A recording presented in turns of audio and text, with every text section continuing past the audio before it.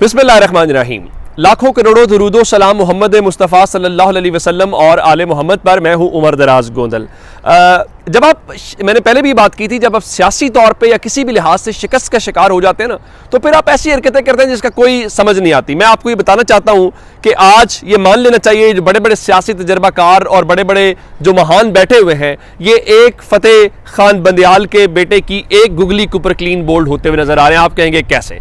हमें चंद रोज पहले बताया गया कि शहबाज शरीफ एतमाद का वोट लेंगे, उसके बाद मरियम औरंगजेब ने ट्वीट किया और कहा ये सब अफवाहें हैं, वो नंबर पूरा कर चुके हैं, वो कौम से एतमाद का वोट ले चुके हैं, तो कुछ जरूरत नहीं है।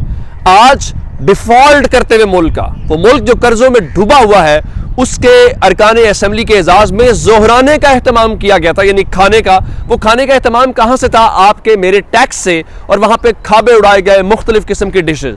तो वहां पे ये फैसला हुआ कि शहबाज शरीफ साहब जो है वो एतमाद का वोट लेंगे। और कमाल दिलचस्पी की बात यह है कि वो जो जोहराने के दौरान ये फैसला खाने पीने के दौरान हुआ, जाहिर बात है खाएं और टिका के खाएं, ये तो उनको कोई रोक नहीं सकता। उस दौरान फैसला ये हुआ कि शहबाज शरीफ एतमाद का वोट लेंगे। और दिलचस्पी और कमाल जो चीज़ देखने वाली वो ये थी कि आज जुल्फ़िकार अली भुट्टो के नवासे ने, बिलावल भुट्टो जरदारी ने, यानी जिसके वालिद के मुतालिक शहबाज शरीफ कहा करते थे कि मैं जरदारी को लाहौर की सड़कों पर घसीटूंगा, इसका पेट फाड़ के कौम के पैसे निकालूंगा, आज उसके साहबजादे ने शहबाज शरीफ के लिए एक करारदाद पेश की। वो करारदाद क्या थी? वो सप्लीमेंट्री एजेंडा था जिसमें कहा गया कि the National Assembly of the Islamic Republic of Pakistan proposes its full confidence in the leadership of Mohammad Shahbaz Sharif as the Prime Minister of Islamic Republic of Pakistan. तो उस करारदाद को ऐवान के अंदर पेश किया गया, और करारदाद को ऐवान के अंदर पेश करने के बाद जब वोटिंग करवाई गई तो 180 अरकान ने शहबाज शरीफ को एतमाद का वोट दिया। उसमें क्या तहरीक इंसाफ के लोग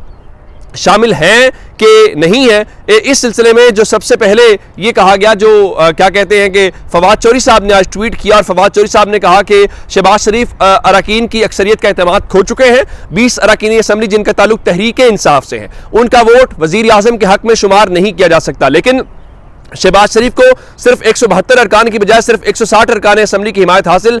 आज का वोट शहबाज शरीफ और पीडीएम की बहुत बड़ी शिकस्त है। अब इस बात में कितनी हकीकत है कि पाकिस्तान तहरीक इंसाफ ने, उनके अरकान असम्बली ने इस हवाले से वोट दिया। मैं आपको पार्टी पोजीशन बताने से पहले फ़हीम अख्तर मलिक जो जर्नलिस्ट हैं वो लिखते हैं कि वज़ीर आज़म शहबाज शरीफ ने 180 अरकान एतमाद का वोट लिया, मगर स्पीकर कौमी असम्बली ने मुखालिफत वालों की वोटिंग ही नहीं कराई। अगर मुखालिफत वाले अरकान की गिनती कराते तो राजा रियाज और दीगर मुनहरिफ अरकान की नाअहली हो जाती। लेकिन मैं आपको आज के दिन तक, यानी बल्कि कल के दिन तक 26/4/2023 को जो पार्टी पोजीशन है वो आपके सामने रखना चाहता हूं।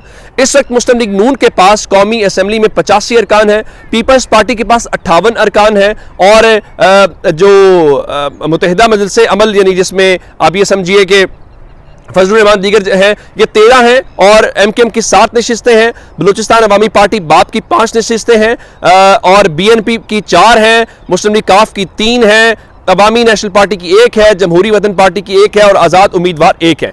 यानी मजमूई तौर पे ये 181 वोट बनते हैं। और उनमें से अगर देखा जाए तो अगर शकूर साहब, जिनकी पिछले दिनों जान गई है, उनको निकाल लिया जाए तो 180 अरकान पीडीएम के बनते हैं, और 180 अरकान ने वोट दिया है। गो के जब शहबाज शरीफ वजीर आजम बने थे, उसके बाद जो एतमाद का वोट लिया था वो 174 थे, आज 180 हैं, 6 वोट उनको ज्यादा पड़े हैं। तो मेरे पास जो इत्तलात है उसके मुताबिक कोई भी तहरीक इंसाफ का जो रुकन है उसने शहबाज शरीफ को वोट नहीं दिया। लेकिन ये क्लीन बोल्ड होते हुए कैसे नजर आ रहे हैं, मैं आपको बताना ये चाहता हूं। जिस तरह मैंने आपको कहा खाना, तो खाने के ऊपर जब शहबाज शरीफ ने जोहराने से खिताब किया, तो जोहराने से खिताब करते हुए उन्होंने कहा कि सुप्रीम कोर्ट का फैसला वो नहीं मानते, और फैसला सिर्फ पार्लियामेंट का होगा, और इलेक्शन सिर्फ एक दिन ही होंगे। ये बिल्कुल ठीक है। लेकिन इस दौरान जब जरदारी आए और जरदारी जा रहे थे गैलरी से, तो सहाफी ने उनसे सवाल किया। बड़ा दिलचस्प जुमला उन्होंने बोला जो मैं आपके सामने रखना चाहता हूं। उन्होंने कहा कि शहबाज शरीफ को एतमाद का वोट लेने की जरूरत क्यों पड़ी या क्यों ले रहे हैं? उन्होंने कहा हमें तो पता नहीं, हम तो फकीर लोग हैं, जिस तरफ चलाते हैं हम चल पड़ते हैं। ये कौन चलाता है इनको, ये बड़ा अहम सवाल है। आज किसने अरकान असम्बली पूरे करके दिए? जिस दिन मरियम औरंगजेब कह रही थी हमारा नंबर पूरा है, ये बड़ा दिलचस्प सवाल है कि एक खाने की बुनियाद के ऊपर ये सारा कुछ है। अच्छा, अब शहबाज शरीफ ने कौमी असम्बली से फिर खिताब भी किया, और खिताब करते हुए कहा कि जनाब आली, मुझे ऐवान ने कहा है कि वो जो है मुज़ाकरात करें, तो तहरीक इंसाफ से मुज़ाकरात का एक ही एजेंडा होगा और वो ये है कि कौमी और सूबाई असम्बलियों के इंतखाबात एक ही दिन हो। तमाम तर तहफ़्फ़ुज़ात के बावजूद तहरीक इंसाफ इस एजेंडे को तस्लीम कर ले ताकि मुज़ाकरात की नाकामी का कोई जवाब बाकी ना रहे। फिर उसके बाद शहबाज शरीफ ने कहा है कि हम इस 3 मेंबर बेंच को नहीं मानते, हम 4-3 के फैसले को मानते हैं, यानी हम अक्सरियती 4 रुकनी बेंच के फैसले के, ये दुनिया न्यूज़ भी खबर रिपोर्ट करता है। अब सवाल यह पैदा होता है कि अगर ये सारा कुछ आपने करना है तो फिर अदालत के सामने पेश क्यों होते हैं, फिर आप अदालत का बाइकआउट क्यों नहीं कर देते। चले मैं आपको अगली खबर भी दे देता हूं जिससे आपको अंदाजा हो जाएगा कि इस वक्त इनकी सूरत हाल है क्या। एक जानिब डरते हैं तो ही अदालत से डरते हैं। अगर आपने कौमी असम्बली से पैसे नहीं देने या वैसे पैसे नहीं देने तो कौमी असम्बली से करारदादें क्यों मंजूर करवाते हैं, कहें हमने नहीं देने।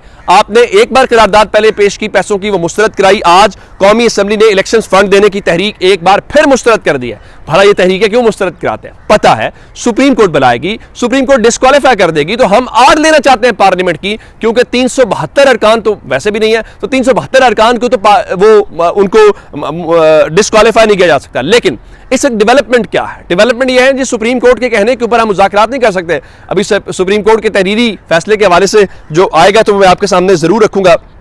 चेयरमैन सेनेट ने खत लिखा था उनको, अपोजिशन लीडर को भी सेनेट के अंदर और जो कायदे ऐवान है उनको भी, तो वसीम शहजाद साहब ने उनको जवाब भी दे दिया और बताया कि इमरान खान ने मनीखेज मुज़ाकरात के लिए शाह महमूद कुरैशी, फवाद चौधरी और सेनेटर अली जफर का नाम तजवीज़ किया है। कमेटी आईनी इदारे-कार में रहकर सुप्रीम कोर्ट के अहकामात के ऐन मुताबिक मुज़ाकरात करेगी। लेकिन मेरे पास इस वक्त जो खबर है वो खबर यह है कि पाकिस्तान तहरीक इंसाफ की जानिब से शाह महमूद कुरैशी साहब हैं, फवाद चौधरी साहब हैं और सेनेटर अली जफर हैं, आप तस्वीर भी देख रहे हैं, ये उनके पार्लियामेंट जाने से पहले की तस्वीर है जब आपस में मुशावरत कर रहे थे।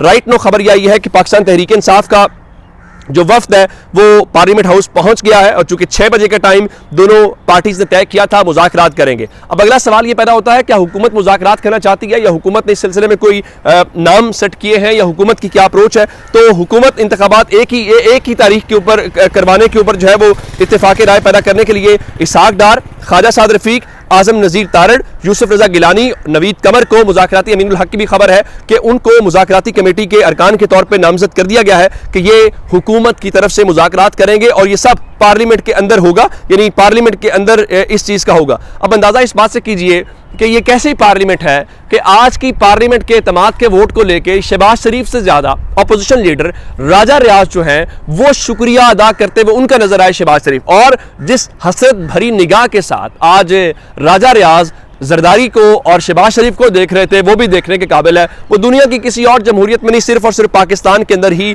होता हुआ हमें दिखाई देता है। और फिर उसके बाद वो शुक्रिया अदा करने से ज़्यादा मैं आपको दिलचस्प बात बताना चाहता हूँ कि पाकिस्तान की सियासत कितनी जालिम है। जालिम इसलिए है कि आज जब एतमाद का वोट लिया शहबाज शरीफ ने, तो चूंकि मैंने शुरू में आपको ये बताया है कि ये करारदाद बिलावल जरदारी की तरफ से पेश की गई है जो पाकिस्तान पीपल्स पार्टी के हैं, तो जैसे ही शहबाज शरीफ ने वोट लिया और बताया गया कि 180 अरकान ने उनकी हिमायत की है, तो हैरान कुन तौर पर पाकिस्तान पीपल्स पार्टी के जो अरकान असम्बली हैं उन्होंने जी भुट्टो का नारा लगाया। पाकिस्तान की सियासत हम जैसे जो तालिब इल्म है उनके लिए सीखने वाली है कि वो जो सितारों वाली तहरीक थी जिनके ऊपर इल्ज़ाम है कि उस वक्त के इस्टेब्लिशमेंट के साथ मिलकर जुल्फ़िकार अली भुट्टो को फांसी का फंदा पहनाया गया, आज वो सितारों वाले सारे बिलावल जरदारी के इत्तेहादी हैं। और जरा अंदाजा कीजिए कि पंजाब के इलेक्शंस हैं जहां पे फजलुर रहमान की एक तो क्या काउंसलर भी इनका नहीं है और वो पंजाब की सियासत के ऊपर प्रेस कॉन्फ्रेंसेस कर रहे हैं, वो हमें बता रहे हैं पंजाब का, भाई ये पंजाब वाले फैसला करेंगे, फजलुर रहमान का पंजाब की सियासत से क्या ताल्लुक है,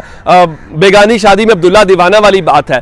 तो ये ओवरऑल है। और आज वो जो कहते थे हम ज़ियाउल हक का मिशन नामुकम्मल पूरा करेंगे और मर्दे मोमिन मर्दे हक ज़ियाउल हक का नारा लगाते थे और कहते थे कि ये कौन है अंग्रेज़ों के कुत्ते नहलाने वाले, आज वो शहबाज शरीफ की करारदादें पास करवा रहे हैं, वो पेश कर रहे हैं और वो जीए भुट्टो के नारे लगा रहे हैं। भला किन के लिए? जो ज़ियाउल हक के वारिस हैं उनके लिए। इससे बड़ी मुनाफिकत। और ये सब किसने करवाया?